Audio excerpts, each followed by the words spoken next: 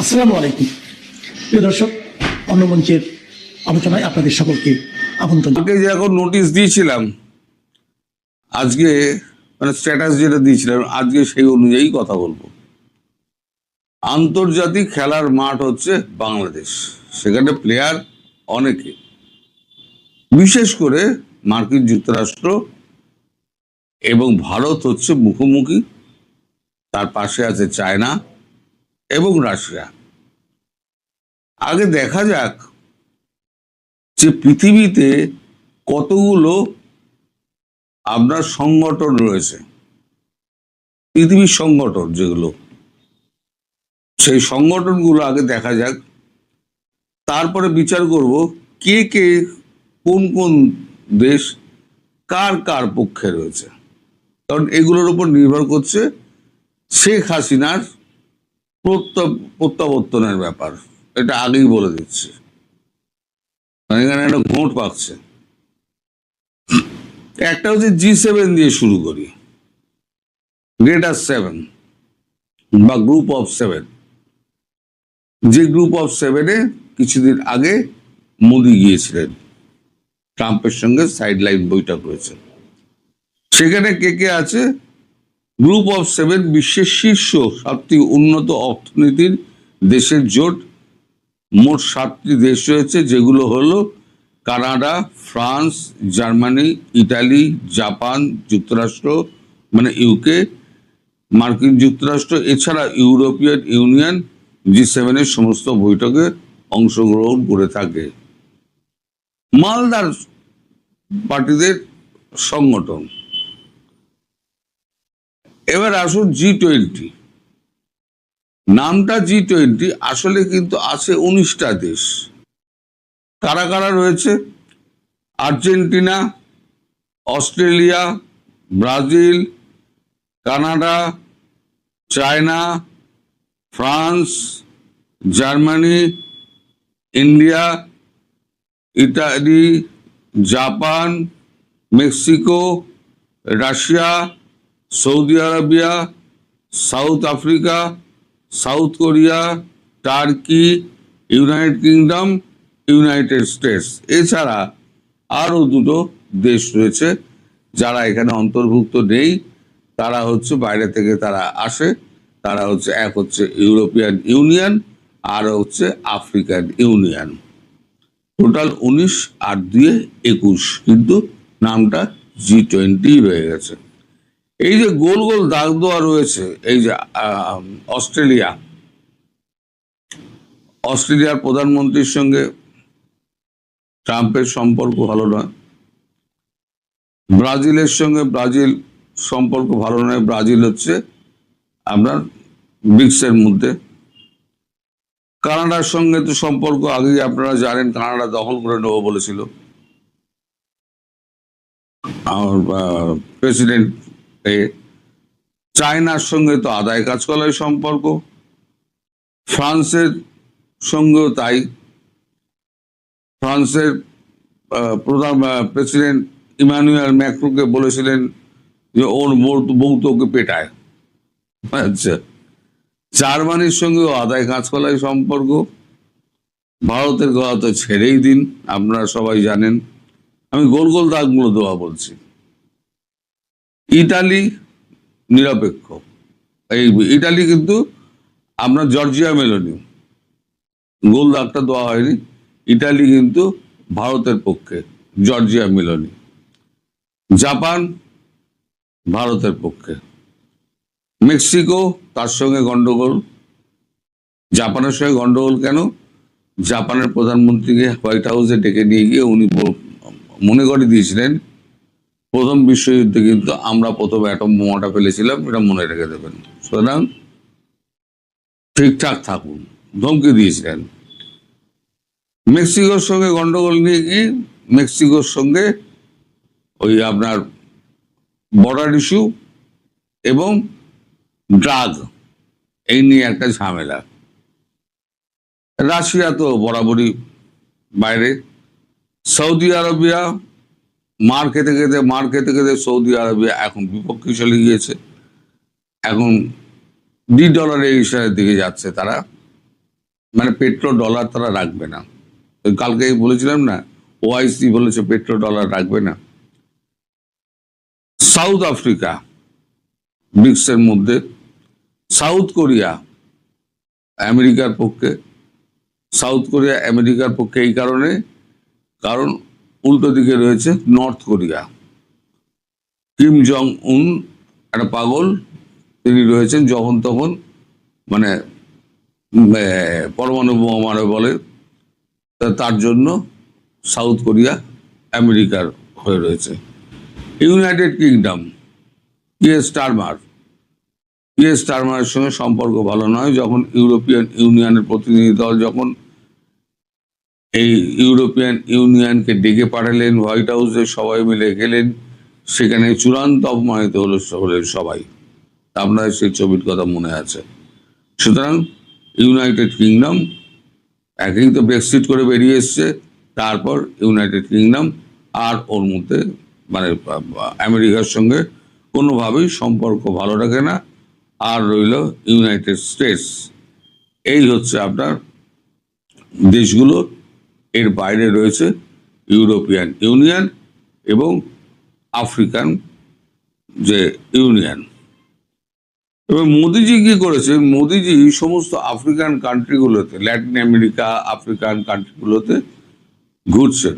আপনাদের মনে আছে পাপুয়া গিনিতে উনি গেছিলেন, পাপুয়া গিনির প্রেসিডেন্ট ওনার পা ছুঁয়ে প্রণাম করেছিলেন এবং সাদর অভ্যর্থনা করেছিলেন। সম্প্রতি 29-30 দুদিন তিনি সেশেলস ঘুরে এলেন। এই সেশেলস হলো পূর্ব আফ্রিকার মূল ভূখণ্ডের পূর্বে মাদাগাস্কার উত্তর পূর্ব ভারতের বঙ্গোপসাগরে অবস্থিত একটি ক্ষুদ্রতম রাষ্ট্র। এটি প্রায় 115টি দ্বীপের সমন্বয়ে গঠিত। এই রাজধানী হচ্ছে বৃহত্তম শহর ভিক্টোরিয়া, যা দেশের প্রধান দ্বীপ মাহেতে অবস্থিত। সেশেলসের ভৌগোলিক অবস্থান সম্পর্কে নিচে দেওয়া হলো।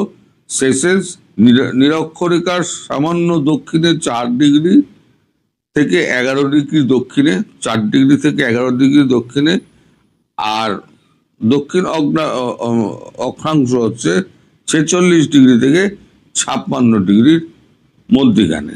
এই জায়গাটা হচ্ছে গিয়ে আপনার সেশেলস ঘুরে এলেন।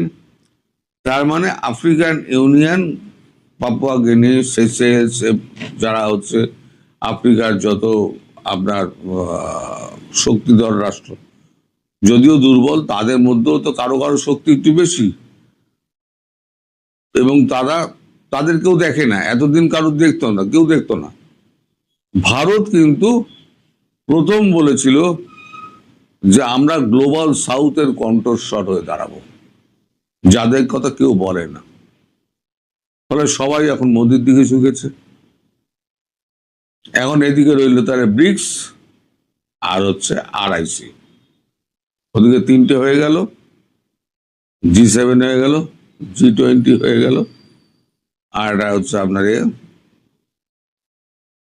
ইউরোপিয়ান ইউনিয়নের কথা তাই বলেই দিলাম। এদিকে রইল আপনার ব্রিক্স আর সাউথ RIC। তাহলে আপনি বলুন, এইখানে ইটালি, আপনার অস্ট্রেলিয়া ব্রিক্সের মধ্যে যারা রয়েছে, ইটালি চলে আসবে, ফ্রান্স চলে আসবে, কারণ এদের কারোর সঙ্গেই সম্পর্ক ভালো নয়। জার্মানি চলে আসবে, কারণ জার্মানি অলরেডি সমস্ত টেকনোলজি এগুলো ট্রান্সফার করতে শুরু করে দিয়েছে।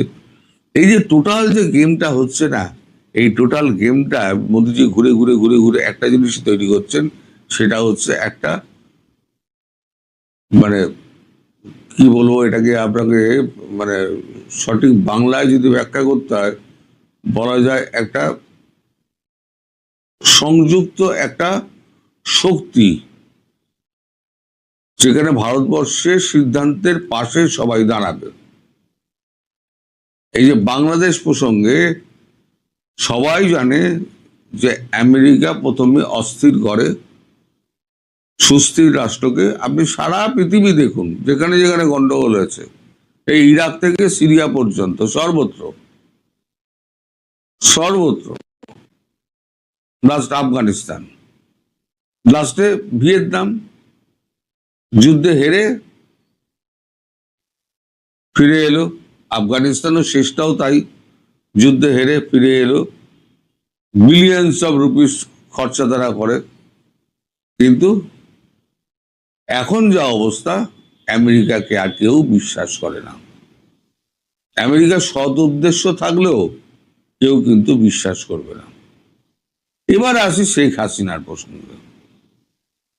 ভারত কি করছে? ভারত করছে এই সমস্ত রাষ্ট্রগুলোকে এক করছে, দিয়ে এবার ইউনাইটেড নেশনস চিঠি পাঠাবে যে বৈধ প্রধানমন্ত্রী তাকে করা হয়েছে, বিতাড়িত করা হয়েছে, এবং সেখানে ক্ষমতা দখল করে রয়েছে কিছু মৌলবাদী সংগঠন। বড় বড় দেশগুলো আছে, ক্ষমতাবান দেশগুলো আছে, যেখানে জার্মানি, ইটালি, ফ্রান্সের মতো দেশ আছে, ভারত, রাশিয়ার মতো দেশ আছে। যারা যারা রয়েছে তারা সবাই কিন্তু ভারতের পক্ষেই দাঁড়াবে এবং বাংলাদেশে শেখ হাসিনার পক্ষেই দাঁড়াবেন। এবার যখন ইউনাইটেড নেশনস সিকিউরিটি কাউন্সিল থেকে যখন অর্ডার বেরিয়ে আসবে, তখন ভারতের পক্ষে কাজটা সহজ হয়ে যাবে, বিশ্বের পক্ষে কাজটা সহজ হয়ে যাবে। বিশ্বের একটা এমন চাপ সৃষ্টি হবে যে চাপের কাছে বাংলাদেশকে পালাতে বাধ্য হবে। আমি বলেছিলাম অনেকদিন আগে, তারেক রহমান প্লেন ধরে সিধে লন্ডন পালাবেন। দেশের মধ্যে যা পরিস্থিতি হচ্ছে, তারেক রহমান শিগগির প্লেন ধরে দেখবেন কোন দিন ভোরবেলা লন্ডন পাড়ি দিয়েছেন, সেখান থেকে তিনি ওই আপনার রেজিস্ট্রেশন পেপার পাঠিয়ে দেবেন যে আমি আর এই দেশের প্রধানমন্ত্রী নেই, দেখে নেবেন। কারণ আওয়ামী লীগকে ঠেকানো, আমি ভেতরের খবর জোগাড় করেছি, যদি শেখ হাসিনা যেদিন বলবেন আমি ফিরছি, সেদিন মোটামুটি আপনার পুরো ঢাকা শহর দখল করতে, ততক্ষণে গ্রামগঞ্জ থেকে সমস্ত চিড়ে মুড়ি নিয়ে সব হাঁটা দেবে ঢাকার দিকে। যদি প্লেনে যান, আমি যা শুনেছি, যদি প্লেনে যান, তাহলে ওখান থেকে ওনার বাড়ি গিয়ে পৌঁছাতে লাগবে অন্তত 8 ঘন্টা থেকে 10 ঘন্টা। আর যদি বাই রোড যান, তাহলে অন্তত 3 দিন লাগবে। তার আগেই দেখবেন ওই সেনাবাহিনী ব্যারাকে ঢুকে গেছে, পুলিশ তো মাঠে নামবেই না। তারপর পরিস্থিতি কি হবে সে তো আপনারা বুঝতেই পারছেন, তা আমি আর ভেঙে বলবো না। মানে এখানে অনেক রকম সমস্ত বিধিনিষেধ আছে। আপনারা বুদ্ধিমান মানুষ, আপনারা ভেবে দেখুন যে কি হতে পারে না হতে পারে। সবাই ভালো থাকবেন, সুস্থ। ডক্টর জাহিদুর রহমান, যিনি বর্তমান প্রধানমন্ত্রী তারেক রহমানের তথ্য ও সম্প্রচার বিষয়ক উপদেষ্টা, তিনি মাত্র 1.5 বছর আগে বলেছিলেন তিনি দিল্লিতে বসে শেখ হাসিনা কি বলছেন সেটি শুনতে চান। বলেছিলেন তারেক রহমানের মতো শেখ হাসিনা বক্তব্য প্রচারে নিষেধাজ্ঞাও উদ্ভট ও হাস্যকর।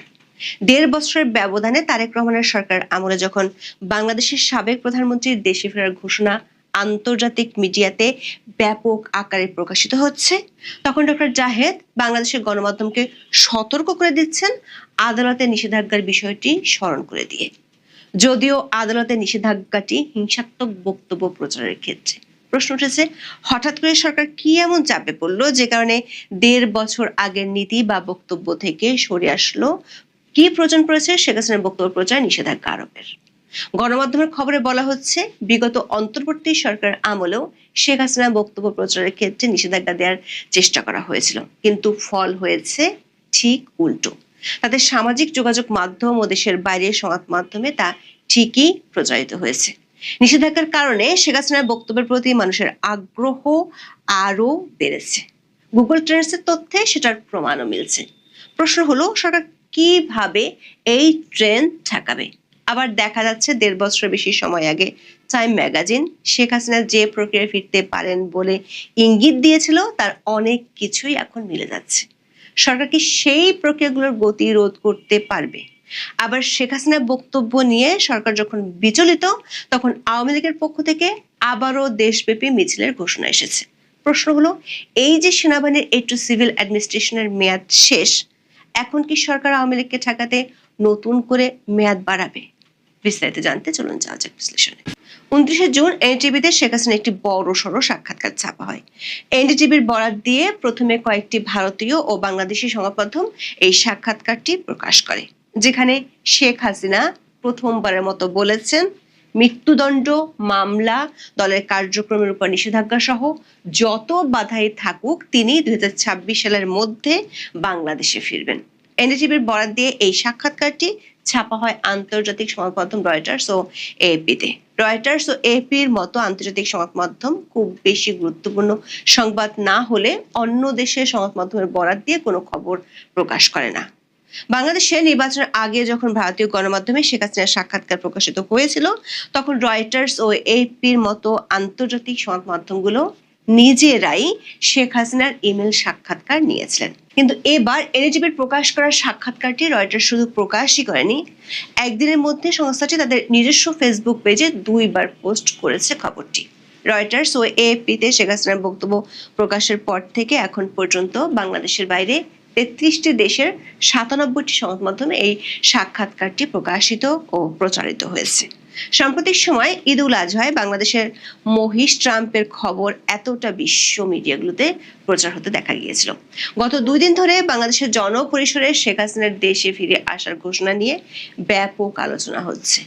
অতীতে শেখ হাসিনার রাজনীতিতে প্রত্যাবর্তন নিয়ে আলোচনা হলেও এতটা ব্যাপকভাবে আলোচনা হতে দেখা যায়নি। দর্শক, শেখ হাসিনা বাংলাদেশের রাজনীতিতে ফিরতে পারেন সে সম্পর্কে প্রথম ইঙ্গিত দিয়েছিলেন টাইম ম্যাগাজিনের এডিটর এড লার্স চার্লি ক্যাম্পবেল। 2024 সালের 3রা অক্টোবর টাইম ম্যাগাজিনে প্রকাশিত তার নিবন্ধের শিরোনাম ছিল কিভাবে অসম্ভব প্রত্যাবর্তন হতে পারে শেখ হাসিনার। শেখ হাসিনা ও তার সরকারের ক্ষমতাচ্যুত হওয়ার মাত্র 2 মাসের মধ্যে তিনি শেখ হাসিনার ফেরার আভাস দেয়, তখন বিষয়টা অনেকের কাছে অবাস্তব মনে হয়েছিল। কিন্তু এখন যেভাবে শেখ হাসিনার ফেরার আলোচনা সবখানে উঠেছে, তাতে টাইম ম্যাগাজিনের ইঙ্গিতগুলো স্পষ্ট হচ্ছে। বিশেষ করে সেই নিবন্ধে চার্লি ক্যাম্পবেল যেসব কারণে শেখ হাসিনা ফিরতে পারেন বলে উল্লেখ করেছিলেন, 2 বছরের মধ্যে সেই কারণগুলো বেশ ভালোভাবে শেখ হাসিনার পক্ষে কাজ করতে দেখা যাচ্ছে। সে নিবন্ধে চার্লি ক্যাম্পবেল বলেছিলেন, ইউনূসের অন্তর্বর্তী সরকার দেশ পরিচালনায় ব্যর্থ হলে শেখ হাসিনা ফিরতে পারেন। তিনি ইঙ্গিতও দিয়েছিলেন ইউনূসের সরকার কিভাবে ব্যর্থ হবেন। হাম থেকে মব সন্ত্রাসের মাধ্যমে ইউনূস সরকার কিভাবে ব্যর্থ হয়েছে সেটি সবার কাছে স্পষ্ট। টাইম ম্যাগাজিনের সেই নিবন্ধে শেখ হাসিনার ফেরার ব্যাপারে উইলসন সেন্টারের সাউথ এশিয়ান ইনস্টিটিউটের পরিচালক মাইকেল কুগেলম্যানের বক্তব্য প্রকাশিত হয়েছিল।